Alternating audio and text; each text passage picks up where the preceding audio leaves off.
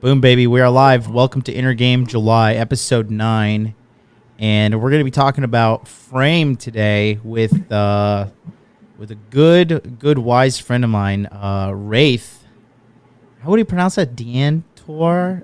Deantoir. Deantoir. And he has a website. I believe is what is it? The masculinejourney.com? Yes, the masculine journey. The male journey. You changed it? The Bell Journey? Male. The Male Journey. M-A-L-E. The malejourney.com.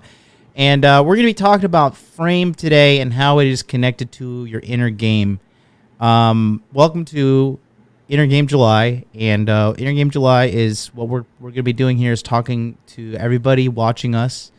And it is about Inner Game July is about getting mental peace. It's about taking care of your body, taking care of your mind, okay, not putting poison into your mind, not reading negative news, not eating bad food, not doing negative things, gossiping, fighting with people on social media, saying bad things about people. You know, all of these negative things that really end up poisoning you and killing you and destroying your life. We want to remove these things from our lives in the month of July and more so forever. This is like Inner Game July is basically a glimpse into my daily life. Inner Game July is not just a July thing for me. It is a daily life thing. And so for you guys that are interested and would like to join us, I have the Inner Game July grind, and I'm going to show you what it is here. Please join us. We would be very happy if you would like to be part of this with us. And you can see here, Inner Game July grind is right here. And the rules are no eating out unless it's for business. Okay, gym 3 times a week minimum. I just did 2 times so far, counting Sunday. Or excuse me, no, today's Monday. Good Lord, my brain's fried. I went to 1 time today. I'll be going tomorrow. I'm gonna knock my 3 times out this week easily. Finished 4 books. I am behind on that. I have started book 2. I'm not sure if I'll get 4 in, but I'll get it going. 1 self-improvement activity daily. Done that today. Track your weight. Easy. Affirmations. Speaking positively to yourself. Telling yourself positive things. Having a positive mind. Having a positive mindset. Number 7, most important. No negative people. No sitting. Don't go with your friends to a bar and complain about things and say negative things and say bad things. Gossip. Slander.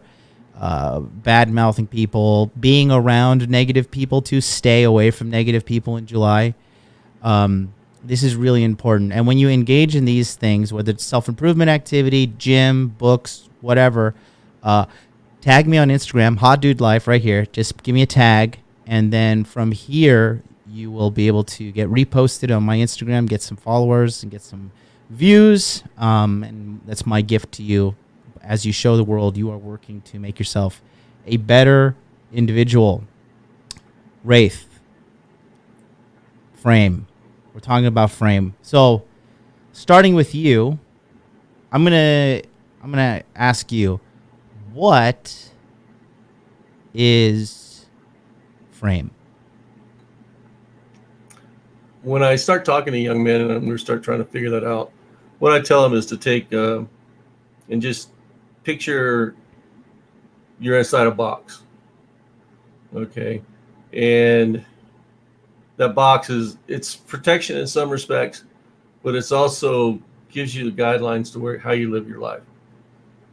And if you look at the sides of the box, you have the physical attributes you want for yourself, the psychological attributes you want for yourself, the emotional attributes, and the relationship attributes you want for yourself. And when we start looking at how we picture ourselves in the world, all right, and what we show people, okay, that's all that visual that people see of us is the outward side of frame.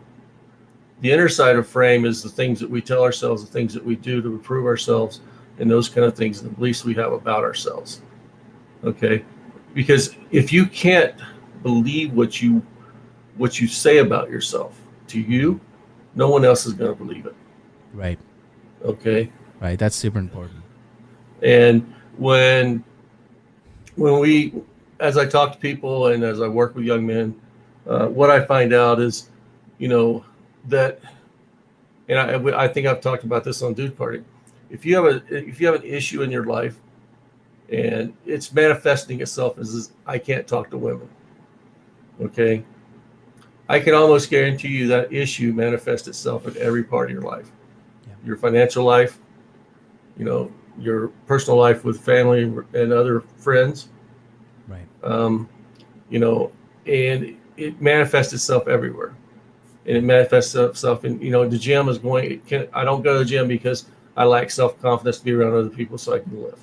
I don't talk to women because, so it's working on those things. Whether they be past traumas or, just things that you've told yourself or that's been told to you that you believe. It's working through those to try to develop a you that you understand, you like, and you know. And that is a hard thing for a lot of not only men but a lot of people in general, right? Right. To like yourself. A lot of people just don't like themselves, and then that self. It is a form of self-hatred, but it's also more so a form of self-disapproval. That when they see somebody who actually likes themselves, it brings up envy and hatred, and almost to an extent, like sometimes a destructive force. Right.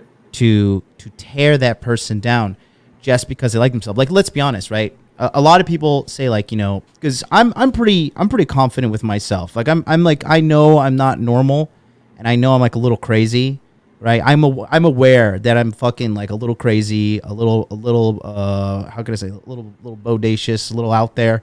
I know I have a big mouth too. I like to run my mouth, but at the same time, like, I know these things are true about me. But I also know that I'm just human, and we're all confused in this existence of whatever the fuck is going on here. And then ultimately I know that it's not that serious. Nothing Right. is that serious. So I'm okay. I'm just myself. And I find people who love me for me, and I keep them in my life. And people who don't love me for me, I'm just like, hey, sorry you have a terrible taste in humans. And so, the biggest thing that I've noticed is a lot of guys just don't, they lack self-acceptance. And I think that's why a lot of people hate me. I get a lot of hate, right? I get a lot of people who love me, but I also get a lot of people who hate me. And the number one thing I hear is like, oh, this guy's too confident, or he brags too much, or he's so, he's a douchebag. He's so full of himself. But at the same time, it's like, what am I supposed to do? Like, hang my head down and be like a fucking woe is me crybaby like you out there that's not even strong enough or brave enough to truly be yourself. So it's very perplexing for a lot of people to wrap their head around being yourself. And I know that's like sounds Disney-ish to an extent, but there are certain standards you should be striving for: make money, make muscles, learn game, right? Right. But at the same time, you should be okay with yourself if you're not at these standards, as long as you're pushing forward to achieve these standards. What do you think? Well, I think a lot of guys, for young men, we live in a world of self-hate for young men, because the standard is set so low for them as far as when it comes to being male, masculine, and stuff like that. The young men, when you sit on there and you listen to TV shows where, they say men ain't shit and stuff like that, men believe that. That the bar is that low for them. We have, the common culture now is more of a man-hating society. It's almost like a crime to be man. You know what I mean? Mm-hmm. I don't know that. I think it just comes from the standpoint, that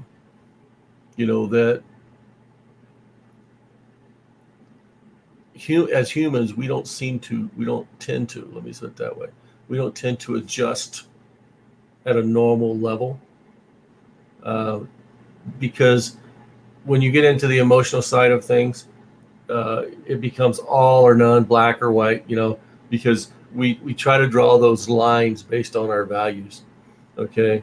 And when it becomes black and white, there is no such thing as men have good traits and women have good traits. It's, women have all the good traits, men have all the bad traits. Right. And then, what the frustrating thing for me is, and I'm old looking backwards. The frustrating thing for me is women have classified the male bad traits for, hundreds of thousands of years. And then they turn around and they want to emulate those bad traits to say that now they're free. Right. Okay. Because they think the bad traits, they think any bad traits that we have was an exercise of freedom, Right. And now, they're out there doing those same things and they're saying, well, we're free now. And as men, you need to take our place where we were. And that's not a reality to begin with. Okay. Because, as everyone knows, we have, $200,000 to $300,000 of 1,000 years of social and instinctual conditioning that we're trying to live through and adapt. And that's, we're not going to change that overnight just because someone says, hey, women are equal, or, and they deserve every rights of men. Well, there's nothing wrong with that. That's probably true in a humanistic standpoint. Okay. But having every rights of men doesn't make them men. Yeah. Okay. And that's the dilemma that we're going through right now. You can't be a man unless you're male. So, and you can't be a female unless you're female. Mm-hmm. So that now we're playing the game about, well, I'm whatever I want to be at the moment. Okay.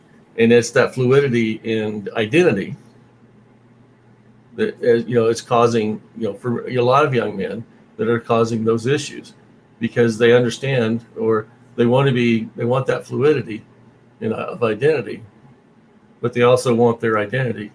And no one's ever sit there and taught them, or they haven't had an example of how to develop that identity. And so they live in the world of feelings, which is where trauma lives too. So, as they sit there and they try to go through life, they internalize all that trauma, and they don't understand that life is going to happen to you, but that doesn't necessarily mean that that's you. Yeah. And life gives you those diversities so that you can grow from it. Yeah. We were talking about that in Patreon today, in the Patreon coaching group, because some of the guys, Timothy from France, he's kind of hitting a little bit of a roadblock in his journey as a man towards his success.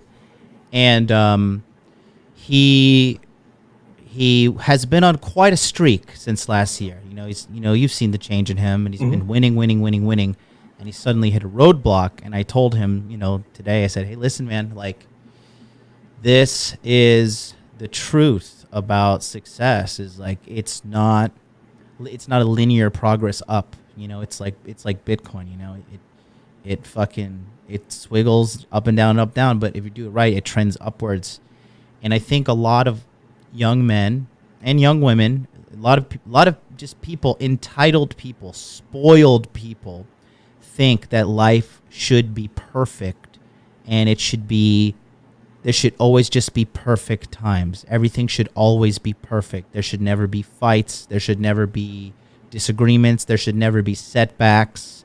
There should never be failure. They just think they have a delusional mind. They don't understand that the truth about life is life has ups and downs, but the most important thing is working together and keep going forward. That's the most important thing.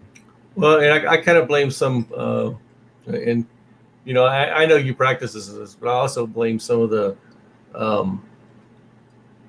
positive reinforced psychology or pop psychology that you see. Okay, just take The Secret, for example. All right, if you say, I'm going to be a millionaire, and you live your life as a millionaire, okay, you're actually forcing some delusion onto yourself. Okay, now that's not to say that we shouldn't want that, but in the same instance, if you live as a millionaire and you haven't achieved it, then you have an entitlement to it. Okay, and that's how we build entitlements. Yeah. We're sitting there saying, this is what I am, this is what I want. Right. And if we're not doing anything to achieve that, then there's an expectation that we should have it anyway. So you have to, there has to be balance. And if you go all the way back to Buddha says that all things in moderation. And he wasn't saying that, hey, we need to live a meager existence. What he was saying is there has to be balance in your life. Your thoughts, your beliefs, and your actions all have to balance out. All right. And we as men expect that from women, and they expect it from us. I mean, how many times have, you said, or if you go to other shows and stuff, you've heard them say, it's not what a woman says, it's how she acts. Yeah. All right. So you need that balance. What you say, how you believe, the way you act, and your beliefs and action, those all have to be balanced with what you're wanting in life and what you're trying to put out there for people. Yeah. Just,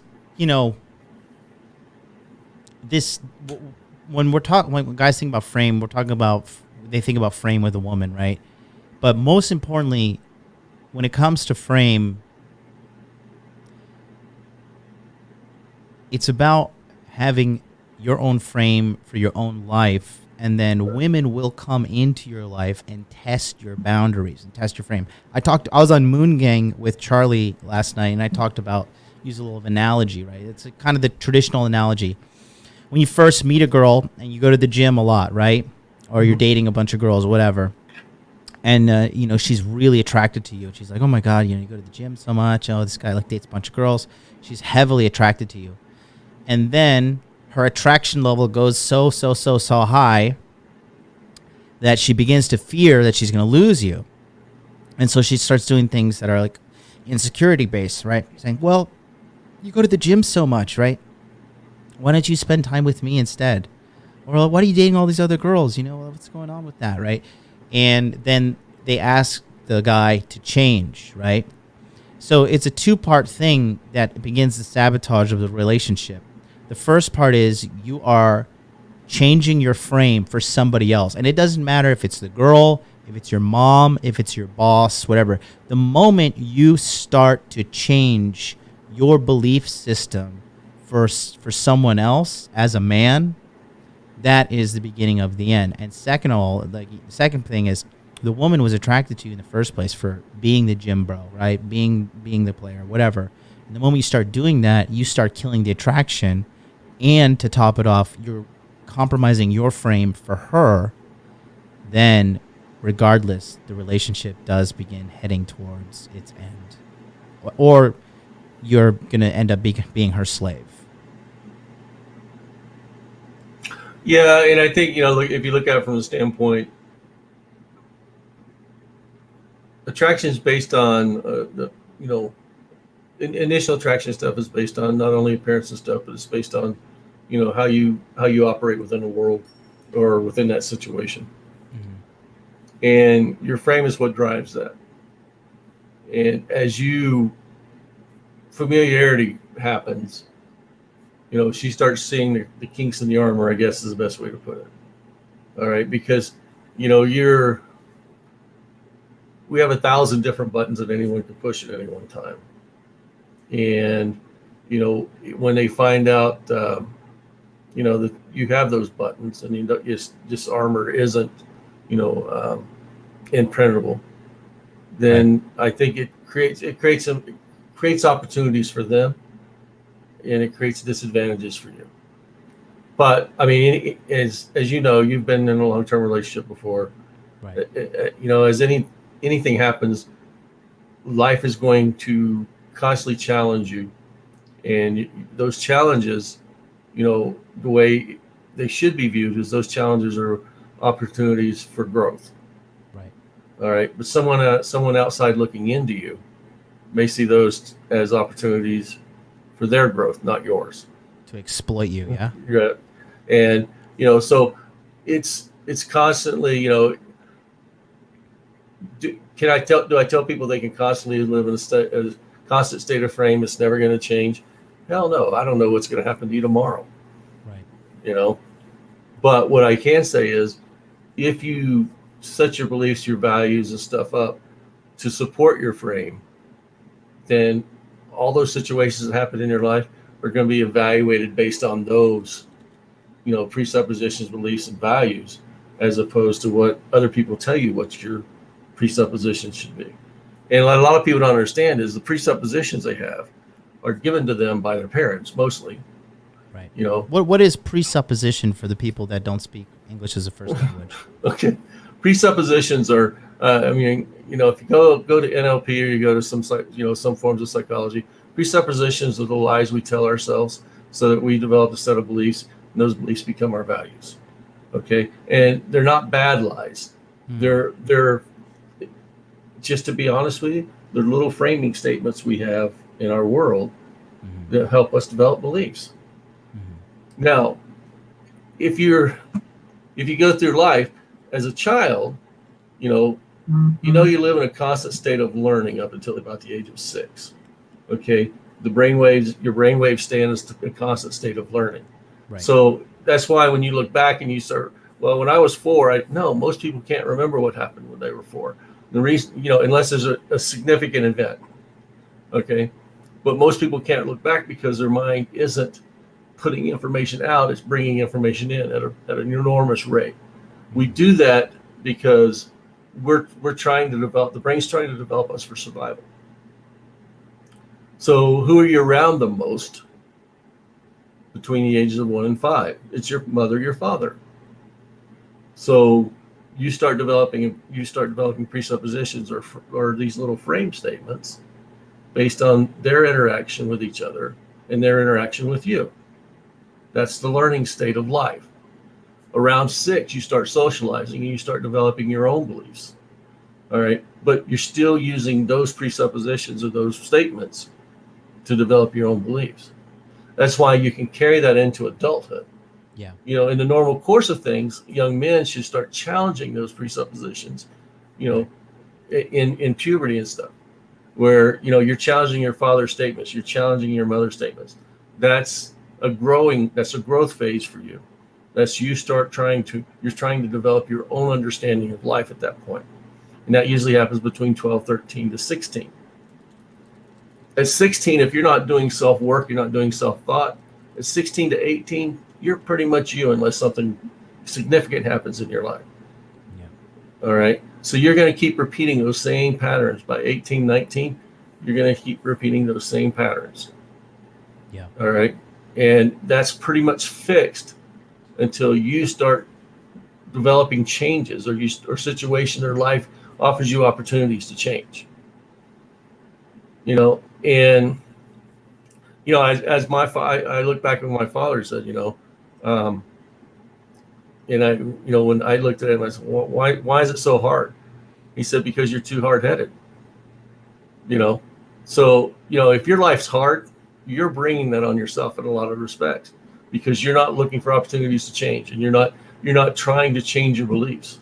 If your life sucks, if you have no money, if you have no happy relationships, if you can't keep a girl, if you're always unhappy and always complaining, it's because of you. It's not because society's holding you down. It's not because of anything. It's because you're too stubborn to change your ways. You're too prideful. You have too much pride. Okay? And you don't want to do the thing which is difficult. And the difficult thing is to look in the mirror and realize you are the source. You are the reason for all of your problems. It is your fault. It is nobody else's fault. It is your fault.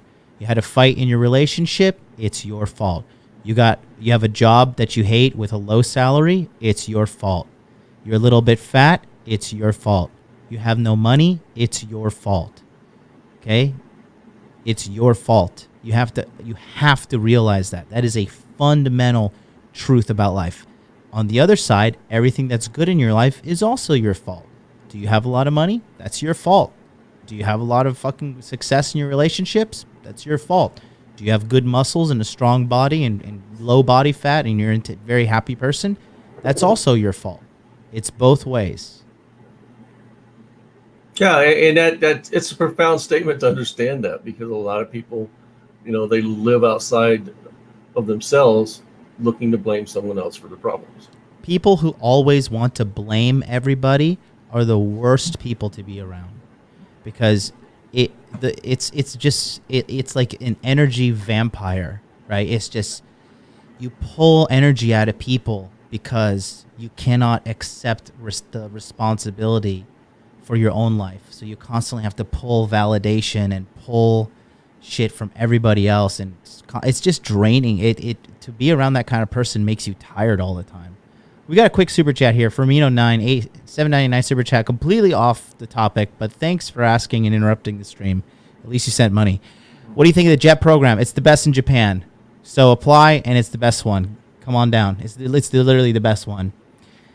Gareth is making it political, but he says leftists blame, blame, blame. I mean, that's a symptom of the culture. That's a symptom. Here's the number one word right here: accountability. Okay, Fierce Soul 85, great word. Accountability. I don't care if you're a man. I don't care if you're a woman. I don't care whatever you are watching this. Accountability is the number one thing that you should focus on in your life to make your life better. Take accountability. Take accountability. It is your fault. Everything is your fault. Take accountability. The moment you start to blame people, blame this, blame that, blame the government, blame the patriarchy, blame feminism, blame women, blame single moms, whatever, it's all you're doing is poisoning yourself and doing shit to make your life worse. Yeah, and what and a lot of people, they run from that. Yeah. And the reason they run from it is because it's painful. Mm-hmm. And it may not be physically painful, but it's emotionally painful. And why is it emotionally painful? It could be from trauma, but most of it is just running from yourself, or the inability to own, the blame. And when when I work with young men and old men, older men, there's no age limit to suffering, I guess is the best way to put it. Yeah. Because if you're 40 and you haven't changed, or you haven't started challenging, your beliefs, or your beliefs haven't started challenging you to be a better person, right, whichever way you look at it, it's just as hard for a guy in his 40s, 50s, to change as it is for a guy in his 20s, because and sometimes more so, because he's to the point where he's become comfortable, and it's that comfort that just reinforces every belief and everything he's told himself and everything that society's made him feel, and men as a rule. I mean, I don't know how, I meet a lot of men and stuff, but men as a rule from my age group and older than me that I know, we're not big feelers, I guess is a good sense. We do feel, but we don't exploit our feelings to the public. Right. Is the best way to put it. My feelings don't gain me anything when I let those feelings out to the public. I'm not trying to look for sympathy or any of that kind of stuff. And I think so many of these young men and women, they wear those feelings on their jackets, and they're it's a badge for them. It's a badge of honor to have feelings. This is really good. Infamous Rifle says, people who blame everyone and everything for their problems are weak and want to be victims. They don't want to face the fact that it's their own doing. I think the most true statement is there are people who blame everyone and everything for their problems are weak. I think that's I'm not here to tell you things to make you feel happy. I'm here to tell you things that are true. And it does take a lot of strength, like you said, to realize you are wrong. and to eat that humble pie. But it's healthy for you to accept the fact that you're wrong. I was wrong about this fucking crypto hex, right? I mean, it's still a major scam, but I mean, there's big time opportunity to make cash with it, like right now. And I'm eating my humble pie. I don't have any qualms about it. I don't have to sit here and try to for the sake of my ego, lie and manipulate facts or whatever, to be right. You know what I mean? We see that a lot in this internet space as well. A lot of guys just double down on their position. They don't want to concede, like, hey, you know what, I was wrong. And the thing is, when you hold on to that previous thing of like you just trying to be right to protect your ego, it damages you. It ruins you. Yeah, and I would like to add something that they're not only weak, but they're also ignorant. Okay, and not in the sense of anything negative, but they're ignorant because they've never been taught or they've never been exposed to anything other than victimhood. Right. Take a young man in your situation in life. Mm-hmm. Okay. What brought you around to making changes in your life was pain. Yeah. Extreme pain. Okay. Extreme pain. Some people never get to that level because they never have enough sense of self-awareness to understand the level of pain they're in. Because as you know yourself, people get used to pain. They can view pain as a form of love. Yeah. They can view hurt and shaming as an expression of positive feelings towards you. Yeah. And those are things that trauma causes. And you take that trauma and you say, "Wow, this is my life. I'm so loved." And how do you take someone out of that? Depending, I mean, you are starting to be exposed to different ideas, different thoughts. Yeah. And, as you saw the pain, you're saying, I don't have to live like this. Yeah. There are people that never get that ability.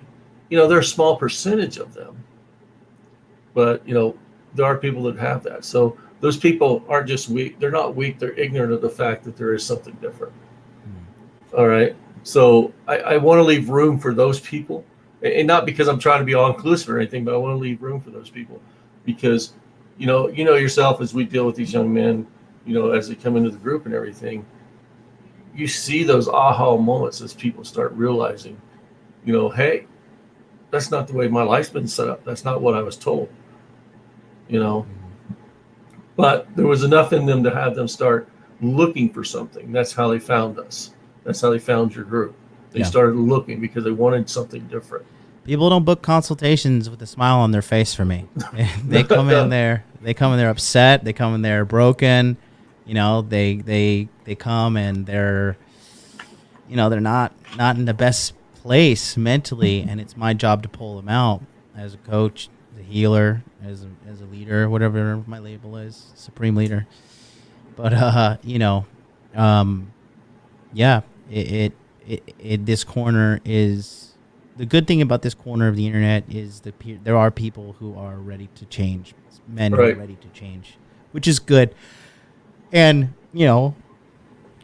I think the favorite type of person that comes to me in a very dark and cynical way is the person who comes to me, books a consultation, joins my group or whatever, and then wants to argue with me. Yep. They don't want to. They pay for my help, and then they want to argue with me. I'm just like, okay, all right, this is what you want to do, Yeah, but how many times have you seen those people pay and pay and pay, trying to come back and fix? It's incremental for some people.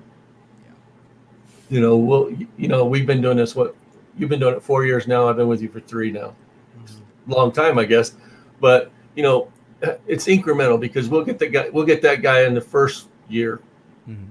and we'll go through a year with him. Then the second year he comes back, even on the last of the first year, he said, "I'll never talk to you guys again. I don't want anything to do with you guys." And boom, they take a quarter off and then they're back.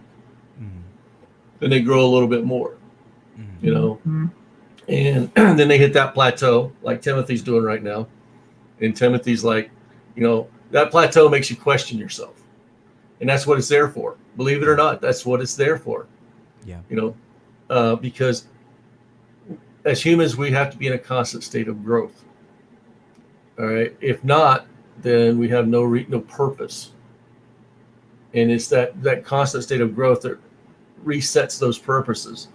You know, let's look at you. When you said, okay, I want to be a millionaire. When you got to $1 million, you were a millionaire, right? Mm-hmm.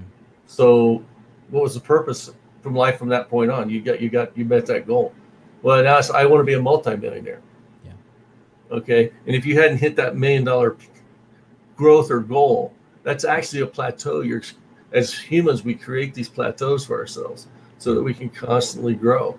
Yeah. Okay. And you know, if you look back at Timothy right now, Timothy has set this up for himself for some reason.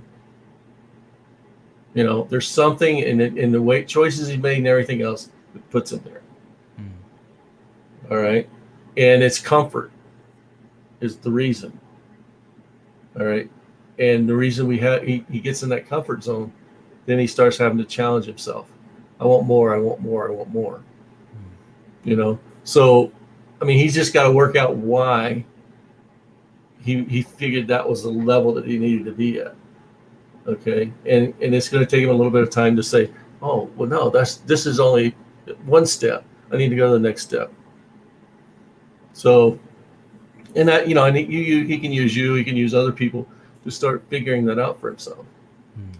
But we as people, you know, we are constantly learning animals. All right. And the reason we are doing that is because we constantly have to adapt to survive. And it's those adaptations that make it successful. Yeah. I moved you to this monitor, so it looks like it looks like I'm looking at you when you talk. Because I was looking over here, it looks like I'm spazzing out. But yeah, no, it is these plateaus too. You know, first, sometimes, like, I'll just use an example. Some people set out like, okay, I want to make $10,000 a month, right? For example, right? And you try. Then you get to 10,000. You're like, shit, now what? And you kind of plateau, and you're like, well, the next milestone is 100,000. Then you go, okay, I'm gonna make $100,000 a month. And you try. Then you hit the 100,000. Then you plateau again, right? At what point would you say maybe like not incrementally, like, you know, next step is $1 million, right? So at what point would you say it's too much? Like, or is there ever too much? Or I don't think there, you know, and it depends on what motivates you and what values you set for yourself. Mm-hmm. You know, some of the richest people in the world are some of the nicest people in the world. They're not, you know, it's not where they're vile because they have money or anything like that. It's the purposes and uses, you know, and how they got there. So too much, what's enough is enough is when you're happy and you can, and understand, you know, you've read some of my stuff. I don't think there's a such thing as bliss and constant state of happiness. It's not real. It's not real. No. And people, I think the biggest problem a lot of people say is like, I'll be happy when this happens. Like, when I'm a millionaire, I'll be happy. When I'm self-employed, I'll be happy, right? No, the goal is to be happy now as you are moving towards this goal, right? That's the real success, is to be happy now as you are moving forward towards your goal. Yeah. Happiness, and you know, happiness is a prelude to the next, I guess, sorrow or challenge or work. Happiness is a prelude to that. Okay. Mm-hmm. You get to be happy. Okay. And you understand that happiness means that you have to do more. All right. Because you can't maintain it. Right. Because it's foolish to try and maintain it. Right. And it's as humans, we have to be constantly challenged. Okay. And, you know, when you get to, And that's why I want people to temper that, because what's the alternative to that? Tempering happiness, or believing that it's a prelude. It's the opposite of that, total unhappiness. Right. And that's when people self-destruct. That's when they start doing things to damage themselves, others, and those kind of things, because they believe that, I should be happy. Yeah. All right. And happy's a fleeting emotion. Happy, emotions are fleeting. Right. Because you can't maintain that constant state. And, when people bank on the fact that if I get this, I'm going to be happy. And then when they get that, they can't be happy. That's when they have those existential crises and stuff. And, their life goes to shit because they become self-destructive. All right.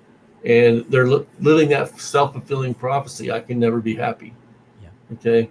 Well, like I said, when I sit there and I say, okay, when you're happy, that's a point. All right. But I also understand that you can never maintain happiness. You can maintain equilibrium, I guess is the best way. I always say equality. You can maintain equilibrium, which is get to a plateau that gives you little spikes of happiness. But, I don't think anyone lives in bliss. I've never met anyone that lives in bliss. And even, when people tell me they live in bliss, I've seen them angry. I've seen them sad. I've seen them hurt, because happiness is just one of those. It's one of those emotions. Yeah. And I'll talk about this too. You notice this with some people, right? If you're around somebody who is constantly seeking these emotional highs, that person is actually really destructive to be around. Like can be, yeah. Can be, but just that person that's always chasing that emotional high. That like, I just need to be high all the time. I need to be happy. I need to be exhilarated. And if there's a moment where you're just like, okay, like I just feel nothing. I'm chill. I'm bored. I'm like, just relax. I'm in a relaxed state right now. Excuse me. I'm in a relaxed state right now. Some people are like, they're very uncomfortable with that relaxed state, and really what it boils down to is they have to be alone and quiet with their thoughts, and that is something that really can be torture for some people as well. Yeah, I mean, but are you investing, your energy into that torture? I guess is the best way to put it. Yeah. And yourself, people that are emotionally unstable, they're the easiest to manipulate to begin with, because they're dealing totally off emotion. And not that I say manipulate people or anything like that, but what you want to do is, if you're going to use manipulation or persuasion and you're involved with someone like this, the main thing you need to understand is, do it for their benefit. If you're going to manipulate them for their benefit, so that you can maintain, some level of understanding about how to be around this person. If they're BPD or something like that, and you just look at it and say, yeah, I need to be away from that, because most men, especially when they start this journey and start dating, and women also, it's just, if you look at it from the other side, because there are male BPD people. Yeah, for sure. Most people don't understand is, you don't have the skill set to deal with that. And sometimes it's better to separate yourself from that and move on, instead of being dragged through that emotional roller coaster every day and, damaging your own psyche. And that's when a lot of people don't have the opportunity to say, I'm just not going to do this. And that's comes between, their understanding that I'm a victim, she's a victim, everybody's a victim, and we all need to stick. All of us victims need to stick together, so, and it hurts. Yeah. Eltos says something pretty interesting here. He says people who want emotional highs usually have pain they're covering for. People like that couldn't survive long in the lockdowns. Yeah, I agree. I would agree with that statement. Yeah. Let's go back to the topic at hand, which is frame. What would you say is a healthy frame to have, or is it depending on a case by case, person to person? Is that like a person to person thing, or is there a standard to shoot for? What would you say? Well, I use the analogy of respect. Okay, and you kind of look at it from this standpoint. Way too many people these days, excuse me, way too many people these days have a misunderstanding of respect. Okay, and I'm going to reference this for frame. Okay, respect is something that you admire about someone. All right, so it can't be given. I mean, it can be given, but it can't be taken. You know, you can't beat it out of someone or anything like that. You can beat fear into someone and those kind of things. But if you look at yourself, all right, and there's nothing that, if you look within that frame, there's nothing about you that you can respect and have self-respect. How can you expect other people to respect you? Oof, say that again. That is fire. Okay. That's so true. If you don't have self-respect, how can you expect other people to respect you? If you don't have self-love. Right. And this comes back to the original statement that I opened this broadcast with, which is, if you are not okay with yourself, first of all, a lot of people just don't have a frame. A lot of people are just lay down Larrys. You know what I mean? Whatever somebody, like, people just whatever you want me to do, I'll do it for you. They have no purpose. They have no agenda. They're like just here to be used by the world. Those people are living in hell. But if you don't have your own standard, if you don't have your own frame to live by, that in itself is trouble. And then being okay with your frame is being okay with yourself, right? Right. And if you're not okay with yourself, then other people are not going to be okay with you. Right. And that's kind of comes in line with congruency, inner game congruency and stuff like that. And so you have to be okay with yourself. You have to be okay with not being okay, if that makes sense. Like, by not being perfect, right? Like, for me, like, I just have one of those body types where it is just so hard to make my fucking orangutan arms have muscle on them, right? It is very hard. And I want big muscly arms. I do. I'm working very hard in the gym right now to get some muscly arms, right? Should I hate myself for not having the muscly arm? I want to look like Jean-Claude Van Damme in Bloodsport. You ever see that movie? Mm-hmm. I want to look like that. I'll take whatever it needs to be taken to look like that. But I want to look like that. I do. I don't look like that.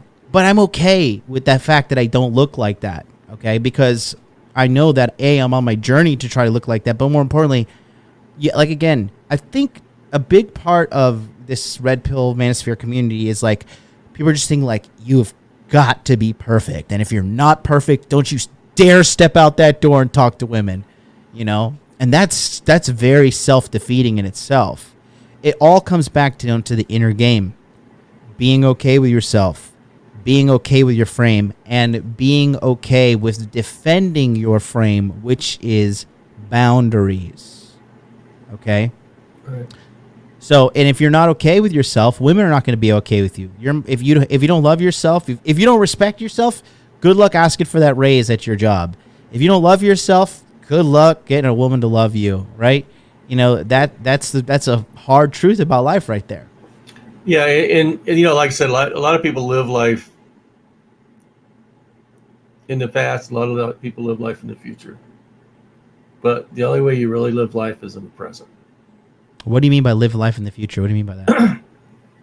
Well, the future person says, when I get this, I'm going to be happy, or I'm going to be this. Okay? Yeah. The past person says, I can't be happy now, or I can't understand where I'm at now because of what happened in my past. Right. Okay. The person that lives life in the now, or in the, and understand the now is always in the past, because the minute we think about something, we're already putting that in the past and we're in the future. This is quantum physics and this stuff. But the reality of it is we live life in the now. Right. All right. And if you can approach life with, I am the best me right now in this moment as I'm doing something, Yeah, you're better off than saying, well, I can never be the best me because of this, or, in the future, this is going to make me the better me. right. Okay. You constantly live in a constant state of doing now so that you can be who you are at this moment. Right. And, you and I we talk on a personal level and stuff. And sometimes I'll tell you, John, I think that was the wrong thing to do, Yeah. And you say, well, this is why I did it. I said, okay, and I can identify with why you did it, but it doesn't change the fact that, I think it's wrong. But in the same instance, I wasn't you at that moment. And I didn't know why, I wasn't experiencing you at that moment. I was experiencing me. Right. And when you start looking, and I know this sounds kind of metaphysical and stuff, but when you start looking at that, the only thing I can do is have empathy for how you say you reacted and why you reacted that way. Right. All right. So it's that moment that we live in. It's that moment that we're making and acting out our beliefs. It's that moment that says, this is my frame. Okay. And if you don't have any basis for that moment, all right, if your basis is I can't because, or I can, or I will be when, how can you understand yourself and the decisions and stuff you make in the moment? Okay, because those decisions are predicting the future. Okay, but those decisions also are identifying the past. So how do you get that congruency in the moment? Is you have to understand that the past is the past and the future is undetermined. And all you have is this moment right now to move within that frame to create what you want for your future. So yeah, you do create your future. You create the future by the decisions you make. Right. All right. And you can change your past, because the past was made because of the decisions you were having. Right. Okay. And how you acted out those decisions at that time. So can you change the physical memory or representation of the past? No. But can you change how the past will be represented in the future? Yes, you can do that by changing those beliefs. And that's what frame does. Frame gives you the basis to change those beliefs. Because frame is what you're living in the moment. It's not just, these are my beliefs and no one's going to no one's going to challenge my beliefs about me and stuff. No. That frame is how you live in the moment. And a lot of moments create a lifetime, right? Yeah. What is your frame? Well, I think I kind of give this out in most of the talks that I give on frame. I don't lie, cheat, or steal. I don't expect people to do these things to me, and I don't do them to people. I don't put my hands on people. I don't expect people to put their hands on me. And I'm aware of what I bring to the world, and I'm aware of who I bring into my life is my choice. Yeah. And I can walk away from any situation that I feel is detrimental to me. Okay. So first off, my frame is about me. It's not about the world. Yeah. Okay. Because I operate within me. And my interactions with the world I control. Yeah. So, and like I said, that's how I've always lived my life. Some people think that I may be, narcissistic and stuff like that. No, I genuinely care about people, and I genuinely care about whether people survive, traumas and stuff like that. And it's not about me. I don't do this because I want to feel good about myself. I do this because I want to help other young men, and I work solely with men. I don't work with young women. Yeah, and I want to ask about a question about that following up, but go ahead, continue. Okay. So, I want these young men to develop the ability to move through life, to be successful, and, to enjoy the journey as much as I've enjoyed the journey. I'm 60, going to be 62 years old here in a few months. And, I've had a lot of fun in my life, but I've also had great sorrow and great pain, and understanding both of them gives me balance and saying, hey, I've done a lot of great things in my life, and it's cost me a lot of things, but I don't look back at any of it with regret. So you had a question. I think a man's frame should be unrelenting and all about himself, his benefit. Obviously not in a malicious way, like go out there, like cheat, kill, destroy, all that shit, right? When it comes to women, right, would it be beneficial for them to have that same kind of self-interest in their frame, or because I feel like that would cause a conflict, but I could be wrong because I like women that submit to me. I think women have constant self-interest. They do. No. I know that. I know that for sure. But I mean, is it? I guess their way of getting what they want is by submitting to a man and getting into his good graces to an extent, right?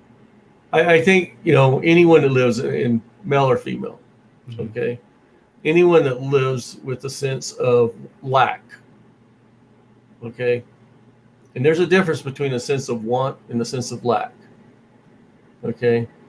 A sense of want drives you towards, or a sense of need drives you towards something. A sense of lack drives you away from that. All right. And when you lack something, you're hungry. I want to say you're carnivorous about it. You're not even hungry. You're just carnivorous about it. You want to, you'll do anything to get away from that sense of lack. Okay.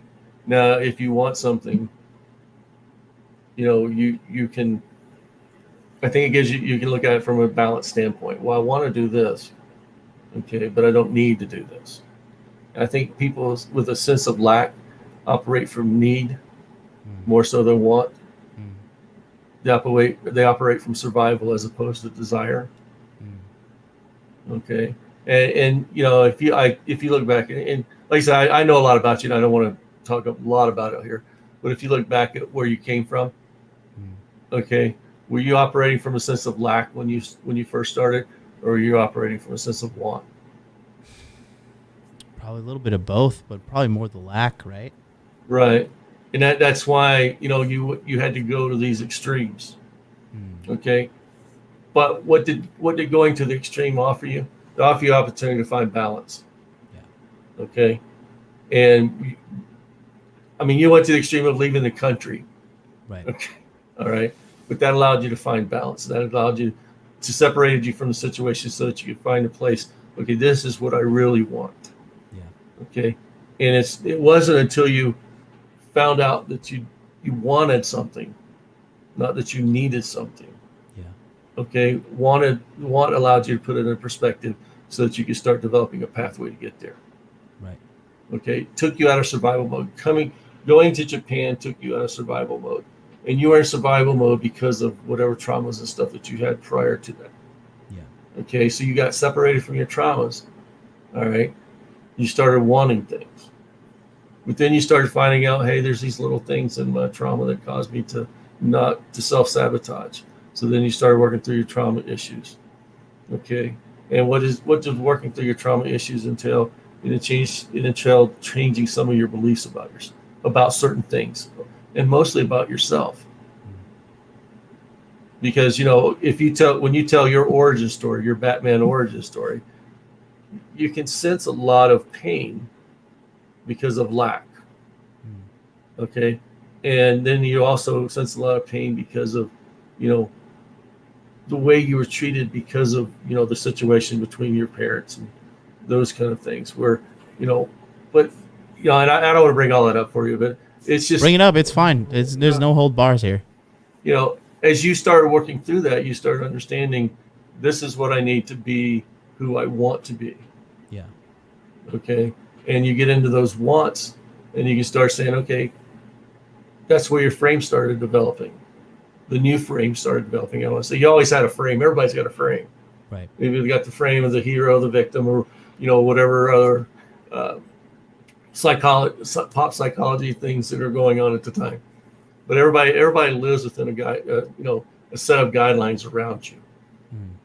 So, does your frame support what your goals, desires, and wants are? Okay, because if you're making those happen, your needs are already met. You're no longer surviving. If you're self-actualizing, you're not surviving. Okay, and I think too many women today, they live in this lack of need. Okay, and it's not defined for them, because society defines women's need is what a man needs, and it's not. Now I have no problem with women working and stuff like that, or if they want to go out and be all they can be and never, inflict pain on a man, I'm fine with that. But don't tell me you're equal to me because you can sleep with 1,000 guys, because society in the past has seen men as being successful because of the women they slept with. Well, that was a byproduct of being successful. Yeah. It wasn't what made them successful. Right. What made them successful was the drive, the initiative, and the ingenuity to make and create the world. Right. And I was watching a show. It's on YouTube. I can't remember what the name it was, because I don't want to, pitch any other stuff. But there was a man talking to a woman, and this woman says, "We need to create a city just for women, a state just for women." Good luck. Okay. So, but basically, what she wanted is she wanted the world, or she was in the U.S. She wanted the U.S. to give a state with cities and stuff to women, so that they could run their own society. Okay. And so when the guy brought the part, well, why don't we just give you the land? Well, no. Then we have to build things, and that's what men do. Men create buildings, they create cities, they create society. And you're living in it as a byproduct of what men do. Mm-hmm. He said, well, okay, let's say we do give you the city. We give you the state. Who's going to maintain it? Well, what do you mean? Well, when things start breaking, who's going to fix it? Mm-hmm. Well, we'll hire men to do that. And she didn't see the fallacy in her thought that if you're equal to a man, then you should be able to do what men do. And as society, if you're equal in society to men, you should be able to do what men do. Yeah. And I'm not saying there aren't women out there that can do what we can do. Right. Because there are. But they're a small percentage of women. And they take the outliers and try to make it the reality. Oh man, that's so true. That is that they take the exception and they want to make it the rule. Yeah. Right. So that's hilarious. Fucking hilarious. Do I think women should have the ability to go in and self-actualize? Sure I do. Yeah. Okay. But do I believe that women can go in and self-actualize as a man? No, I don't.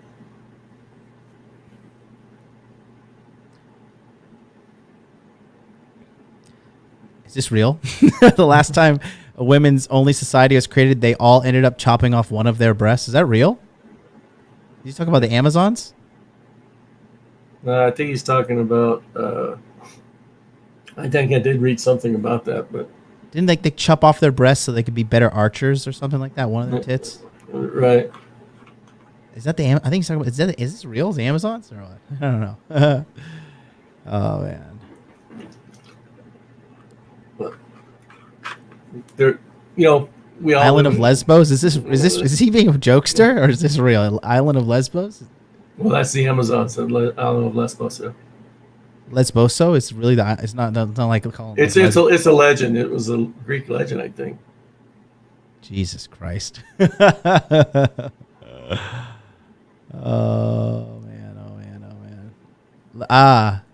Lesbos in ancient Greece. Okay. Wow.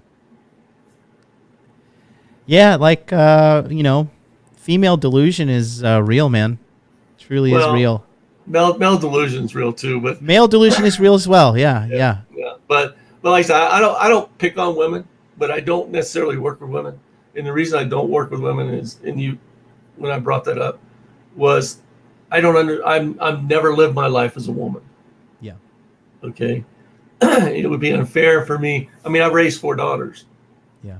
But I've never lived my life as a woman, so it would be unfair for me to, try to. I mean, I can empathize with people, but I can't share the experience. Is that easy? That way to put it? Yeah. For sure.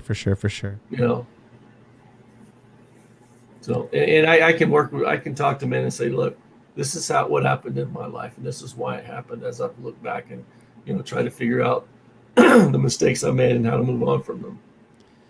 Let me ask you this then, going back to frame, right? Now, when it comes to frame, I'll let you drink that water. Take your time. When it comes to frame, right? What happens to a man when he starts to compromise his frame? Is there a case by case, or is there are the symptoms uniform, or what would you say? I think from a standpoint, a lot of men lose their identity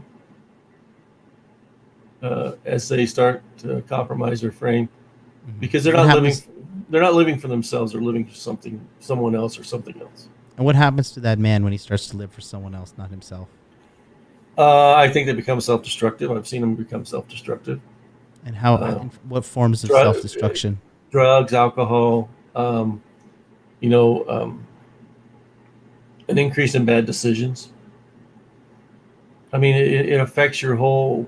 If your primary thought isn't you, then it affects, your whole belief or understanding of why you make decisions. Mm-hmm. Because the minute when you stop valuing yourself, you allow other values to come in and compromise, your frame. Mm-hmm. But it also compromises your ability to make decisions.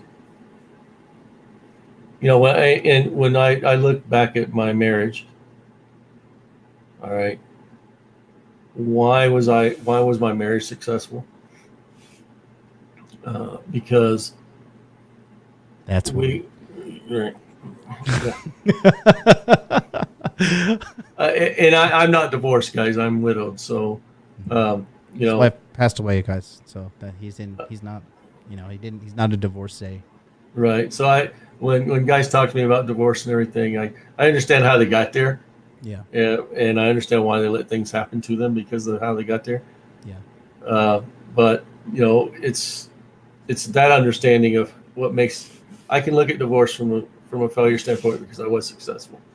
Yeah. But when I look at our marriage, I think my marriage was focused on my success. It wasn't focused on success of 3,000 other things. My wife was supportive of my goals, and she worked, but it wasn't like she understood that my job was a primary source of income, and that if anything she did affected that, then that behavior needed to change. Because that was where we made our money. Yeah. And so from that standpoint, we never took the focus off of me in our marriage. And that's not to say that we didn't focus on our kids and stuff like that. But the primary focus was always maintaining, house, money, and that relied on maintaining the focus on me. Right. And when you live in a relationship like that, it's a lot different than living in a relationship where you focus on the other person. Yeah. Because I've dated a couple of women that the focus was on them. Yeah. Terrible. Yeah, it is. It was for me anyway. But yeah, those chicks never, in my opinion, I've never seen them be happy or have a good relationship. Right. But that, like I said, and that was the thing. It's like looking at it from that standpoint, you can't allow the donkey story. I love it. I love the donkey story. But you can't allow it to waver away from you, or what the focus is. If you're okay not being the primary breadwinner and you're going to let her run, there's not a lot I can do to help you, because you don't respect yourself, you don't have self-esteem and stuff like that. And I know that triggers a lot of people sometimes when I say that, but those marriages don't last. Historically, they don't last. Let's can we outline that really quickly? Sure. Okay, because I think it's really important, because a lot of young guys are being brainwashed by propaganda, thinking that this myth of an equal relationship, or women being the one making more money in the relationship. Could you touch on that, and their history of failure? Well, the problem comes from the fact of if you go back and everybody's probably at this point read The Rational Male or 1,000 other books out there about this, but the reality of it is attraction is attraction. All right, and women, for the long term, aren't attracted to people they have to provide for. Right. All right. And if you don't believe that, look at single mothers and how they tear their sons apart. Oh, I didn't even think of it that way. Okay. So dark. Yeah. And it's not, I'm not saying that all women are malicious, evil, da da da. What I am saying is, they have, whether they like it or not, they have these preconceived instinctual needs. All right. For what men do in their lives. All right. And as they go through life, those needs either get met or they don't. But as humans, we all have the need to be, communal, I guess is the best way to put it. All right. And we all have a need to be in those relationships. And as they go through that, if they become more valuable than the man, and I'm talking about in the sense of earning potential, those kind of things, they don't respect the men they're with. And when that respect goes away, attraction goes away. And then the marriage goes away. That's the simplest way to put it. And why is that? Because you're not meeting their instinctual attraction and requirements and needs. And then over the long run, you don't provide for their security needs because they're the ones doing the earning. Yeah. So, like I said, those are doomed to fail. And it's the same thing, like I said, when you talk about mother and son relationships. As they try to build the better man, it goes against their instinctual understanding of men. And it builds resentment stuff towards their sons. And then you get these women that, you know, if they get through that phase of it, then you have these women that expect their sons to care for them, you know, even if they can care for themselves. But now their sons are supposed to sacrifice their lives for them. And I would say more than half of the men I work with are living in those situations with their mothers, where their mothers want them to sacrifice their life for them. You know, and it stunts their ability to go out and do great things because their total frame is that sacrifice for their mothers. Yeah, guilt based, and I you know I call them the de facto husband. Right. The single mothers kind of make a husband out of their sons, and it's pretty fucking sick. I think that's happening a lot. It's happening with someone close in my life. I see it, and he's at the point where he resents his mom. I know he does, but he feels the guilt. He doesn't have the balls to tell her fuck off. Like, I'm gonna go live my life, and he's still a slave to her at 35. And I think, yeah, exactly. Infamous Rifle took the words right out of my mouth. Right. I think this is why the movie Joker was so popular, because it showed a guy raised by a single mom, constantly his mother's slave, snap and kill his mom in the hospital, and finally say, fuck you, like, I'm just going to live my life. And he chose the life of becoming a maniacal murderer. But it was the story behind the murder, which was, you know, the man finally self-actualizing in a dark way. Right. And just saying, like, fuck it, and then starting a massive movement through his self-actualization, through divorcing his mom. And that's the thing. I realized that too, living at home with my mom. It was just like constantly, like, she was like, why are you not the way I want you to be, which is like a pastor and rich and taking care of your pastor family. And then, you know, I'm the mother. I want to sit on the front of the church pew at the front of the church and sit there and clap and smile and be happy for you. He's like, sorry, Mom, I want to bang sluts and be rich. And that's what I'm going to do. And so, you know, it was liberating. It was liberating because it gives you back a sense of confidence. Like, there's a young man in the group. His name is Ricardo, and he's living out in Portugal, and his mom is pressuring him to stay in college and get his hospitality degree. He's 18. And I told him, he's in my Patreon group, right? And the Patreon group is all about making good, successful decisions with your money. And you're in the education system. You know, a degree in hospitality is a fucking joke, especially with the current risk of, you know, Delta variants and all this shit flying around, that at any moment your job can be shut down. Right. They're not shutting down welders. They're not shutting down plumbers. They're not shutting down computer engineers. They're not stopping these relatively needed occupations. Hospitality is a luxury occupation. And I told him, you're basically just being trained up to be a high-level slave in a hotel. You're going to book people's apartments, book their rooms for them. They tell you to bring some towels to them. You got to bring the towels, bring them ice. If they're not happy, they got to come yell at you.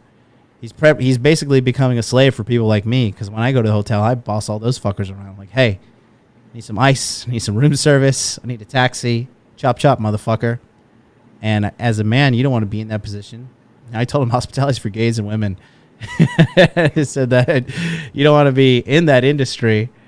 And, you know, because it's just not a good one if you want to be well off financially, if you want to have some financial lucracy. You want to be financially lucrative in your life.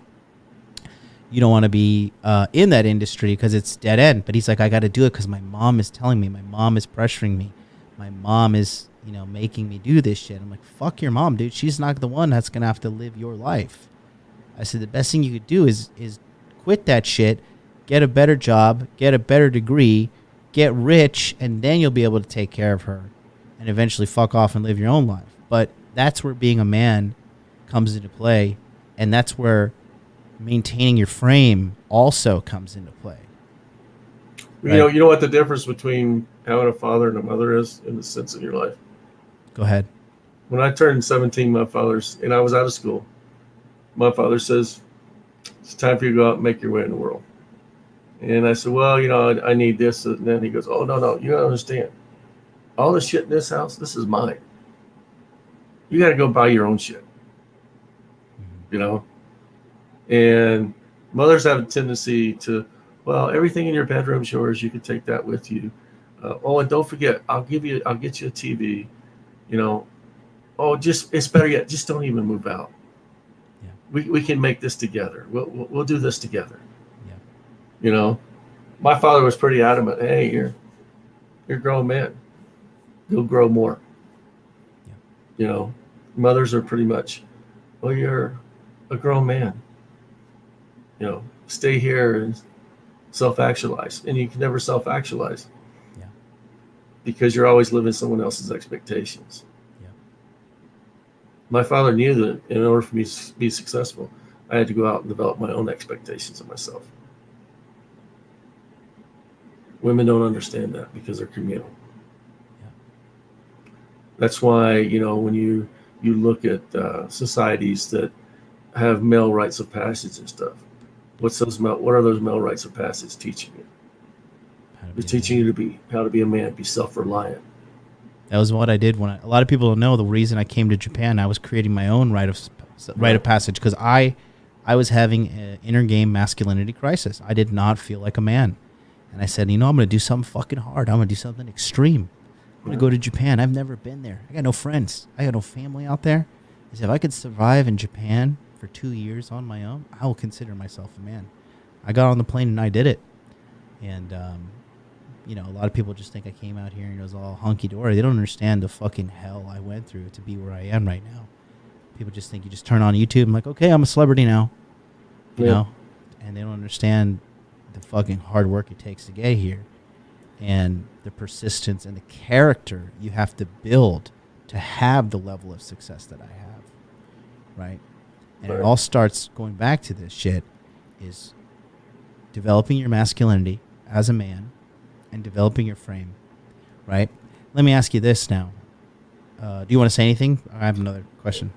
No, that's pretty much. I was reading a thing here where, hey, me, Yost, true or false, you cannot have a relationship with a woman unless you have a relationship with your mother. False. That's super false. That's even fucking one of the weirdest questions ever. I mean, so not knocking you. What the hell? Why do you need a relationship with your mom to have a relationship with other women? Yeah, I just want to put that out there. It's false. Yeah. Yeah. Yeah. If you're looking for the same relationship or seeking the same relationship basis that you have with your mother, you got problems. That's mommy issues. It's an Oedipus complex, so you probably want to get that worked out. Yeah. Yeah. Therapist told me, fire that fucking therapist. Fire that therapist immediately. Yeah. Most therapists fucking suck. Well, it's, psychology today from a standpoint, in reality, it's more feminine based. Okay. So, yeah, I mean, if I believed in that, then, from a standpoint, do you act out relationships based on your parents' relationships? Yes, you do. In theory. Okay. Right. If you're working on yourself, all right, and you if you are developmentally able, all right, you're going to see the flaws in your parents' relationships, and you're going to correct for that. All right, if you don't correct for that, then you're going to live out your parents' relationship. Right. All right. My wife was nothing like my mother. And I had a great relationship, but I saw the issues my father and my mother had, and I stepped away from those. Yeah, I'm not going to repeat that. Right. Because their marriage was hell. They stayed together for the kids and stuff, but their marriage was hell. And that's not the way I want to live my life. So, and I don't have a great relationship with my mom. Because her behavior created a lot of situations. And and if I'd allow that as an adult to creep into my life, it would create situations within my own marriages and stuff. I just told my mother, no, we're not doing that.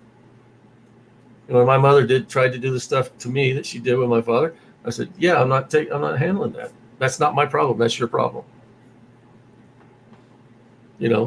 So having a relationship with myself creates a relationship I have with the woman. Right. So and that makes me successful with a relationship I want, because I've predetermined what my desires are for a relationship, Which is frame. Let's talk about talking about a different part of frame. How do you healthily defend your frame from people who want you to change? Because if you change your frame, you're going to become self-destructive, self-hating. It's going to slowly but surely erode away at your life until you die, or you'd fucking finally say, this is enough and I'm going to defend my boundaries. How does one healthily maintain frame? I've never been asked that question because I've never had that issue. It's a W for me. Put you on the spot. Well, I mean, I've never been in that position because I don't allow people to, first off, attack me. Like I said, if you asked me what my frame was, and I do work with men on writing frame statements and stuff. I don't lie, cheat, or steal. I don't lay my hands on each other, on people, and I don't expect them to do it to me. If they do it to me, they're not in my circle. And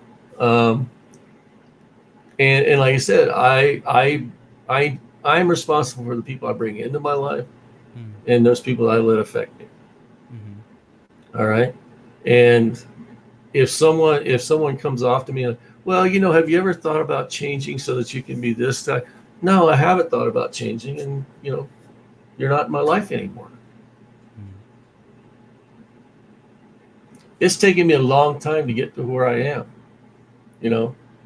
and to have someone else come outside of my life, and say, well, you would be a better person if I liked you, doesn't mean anything to me,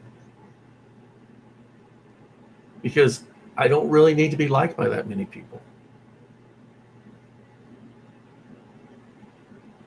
And I don't validate people's feelings about me to make them feel good about themselves. And in reality, at any one time, there's only one person I have to validate, outside of myself. And that's that momentarily time that I'm having sex with someone else. I'm going to validate them for that period of time.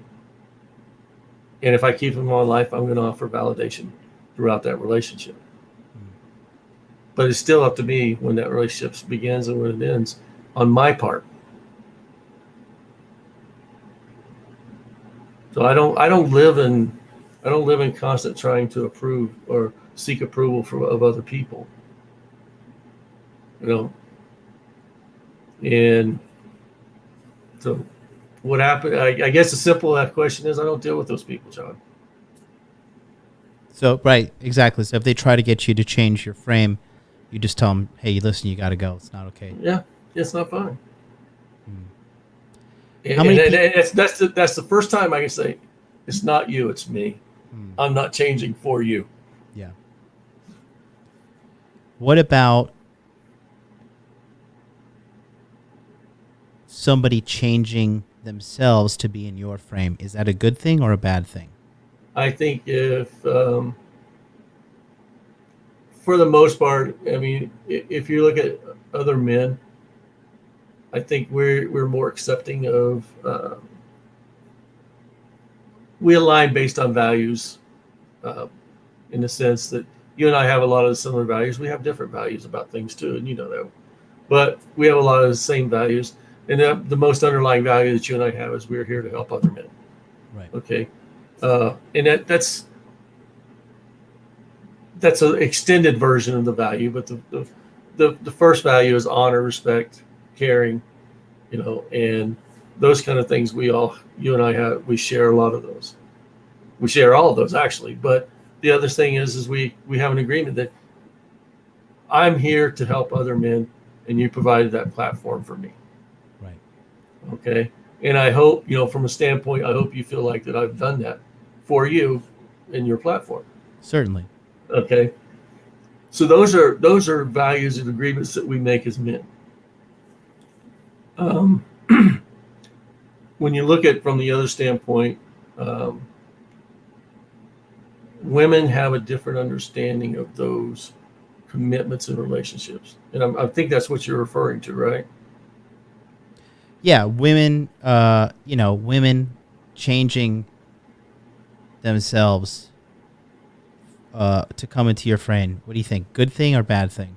I think it's a good thing. I think from a standpoint, it's pretty common knowledge that men like submissive women and they hate submissive men. Yeah. From a heterosexual standpoint, I've never been, anything else, so I can't comment on those relationships. Right. But like I said, I think men look at it from a standpoint that, based instinctually, we want women that submit, support us, bear our children, and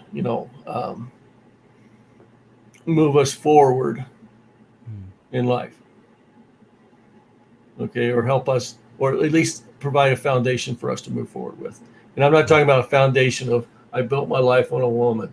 No, I'm talking about they offer the foundational experience. I hold the family together and stuff while we're out doing whatever we do. Right. Okay.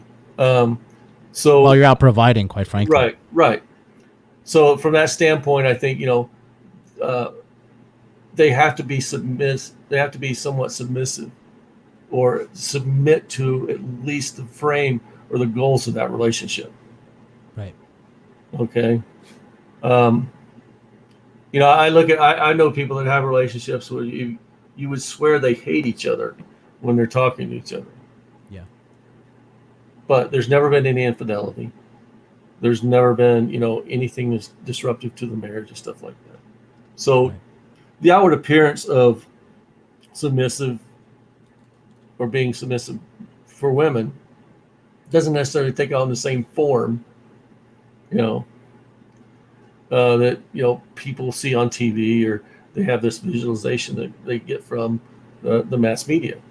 I know a man and a woman, they're extremely successful. They've been married 47 years, and she calls him an old bastard, and he calls her an old cow, But there's not a doubt in my mind they love each other, and there's not a doubt in my mind that she isn't submissive to his needs. How old are they? Probably 63, 64. I think she's 7 years younger than he is, but they've been together for 40-something years.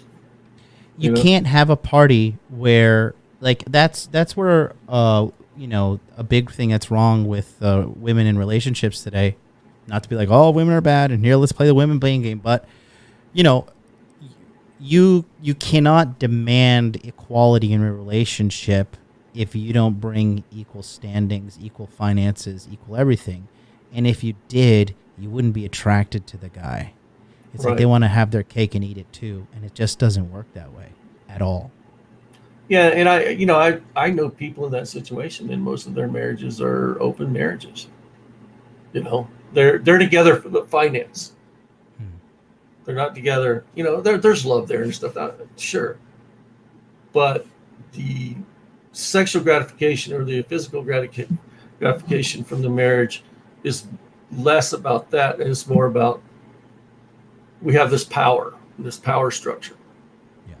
Yeah. And from a standpoint, a lot of the sexual stuff has more to do with you go out and do your thing, I'll go out and do my thing, and but we have this power structure that we have to maintain. I mean, look at Will Smith and Will and Jada Pinkett Smith. That's exactly what they lived for years, but it's not I want to say this in some respects. Myself personally, I don't think that's maintainable over the long term. I don't think so either. I think Will's just staying with her so he doesn't get divorced.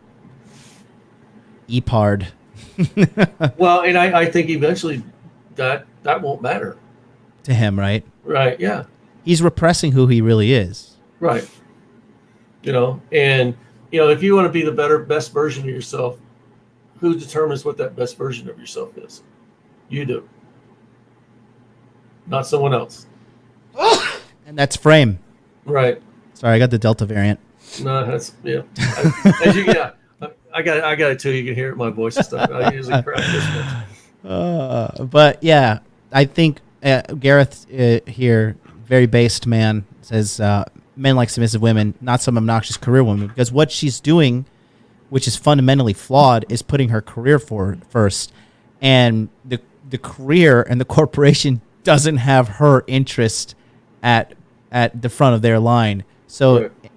So what the joke of it all is, she's like, I'm a career woman, so you're putting corporate interests first above the family interests. So basically, you're just here to destroy and not help me build, right? It's just not like people.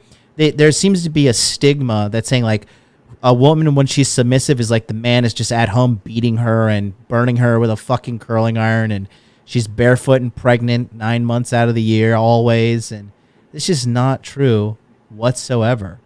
And I think that's why the balance is kind of disturbed right now. But I think things are correcting. People are starting to realize like, hey, this new way we're doing shit ain't sustainable. Yeah, and like I said, I think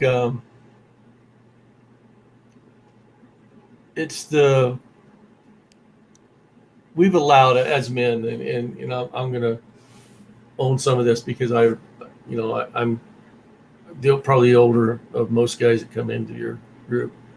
We've allowed as men for women to characterize the patriarchy unfairly. Yeah. Okay.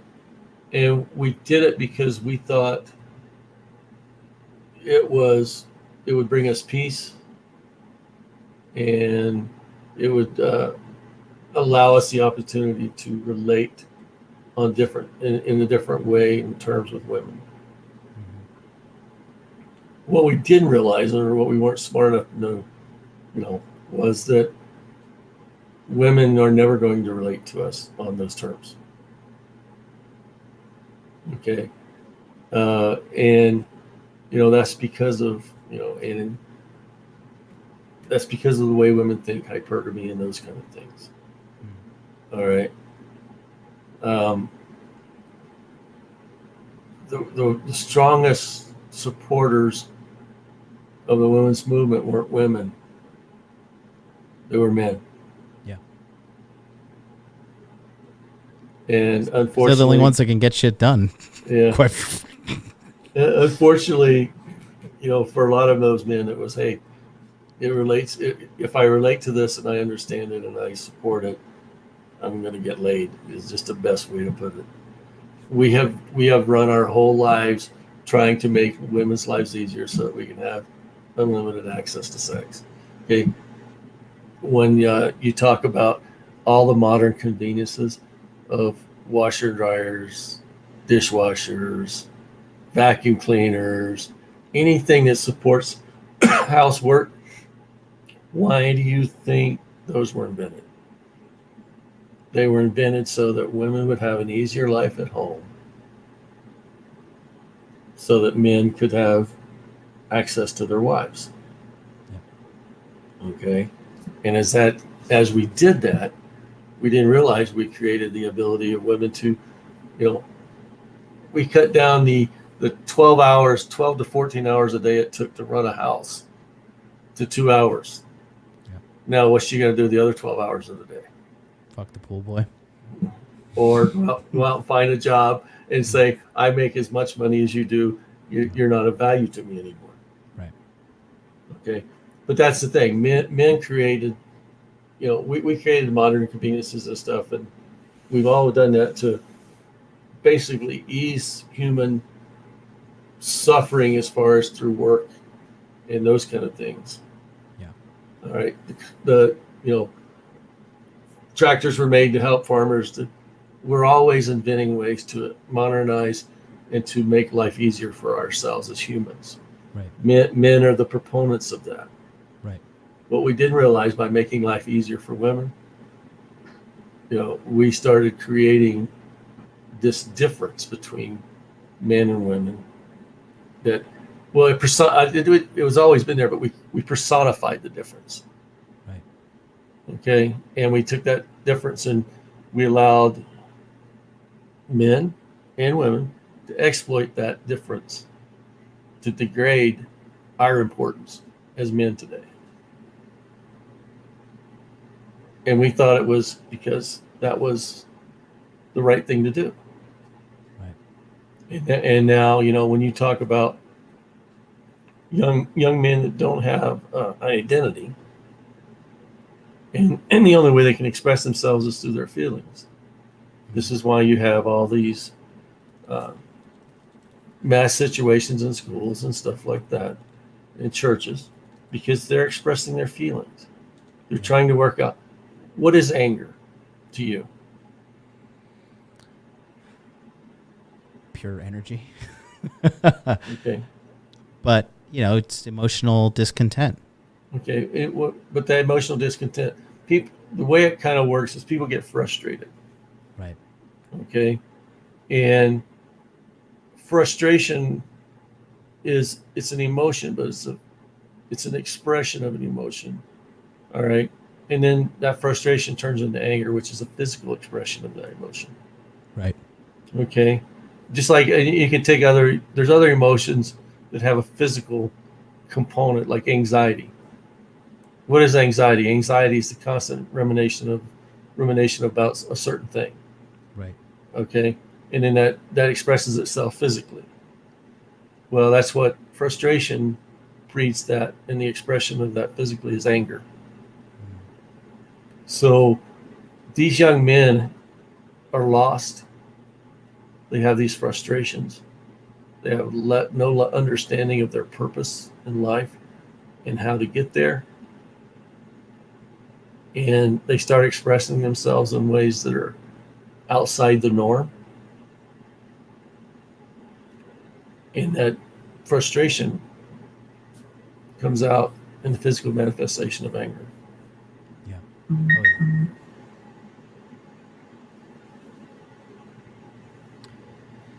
Well, I think this has been a pretty good conversation. Much needed. If you guys, I know it's a little bit deeper and kind of intellectually all over the place, but in a good way. Put a 1 in the chat if you enjoyed that. Don't forget to smash that like button. We need 11 likes right now to get to 100. So please press the like button. We got people. Let me just show you guys why the like button is so important. Seneca here says, never get notifications or pop-ups in this feed. Had to search for the content. I'm here every day, 9 a.m. Eastern Standard Time. And James says, damn, they buried you in my feed for 12 months. Or have you been locked up, MLD? I have not been locked up. I've been here on YouTube. I'm just in the YouTube prison. They're just shadow banning me. They're oppressing me with the algorithm. And, it's just because they don't want this information out there. They don't want men to get better. And they want men to be empowered and people to be empowered. Quite frankly, even if a woman is watching this right now or women are watching this, like if they follow what we say, you'll change your life for a positive way. We're going to be back tomorrow with Paul from Apex Mindset. He's got his internet fixed and everything. There was a blackout in the internet that morning. We're going to be talking about releasing trauma and how to properly process it in a healthy manner. I'm actually going to talk to Paul here in about an hour privately, and it's going to be really good. So hit that like button, hit that subscribe button.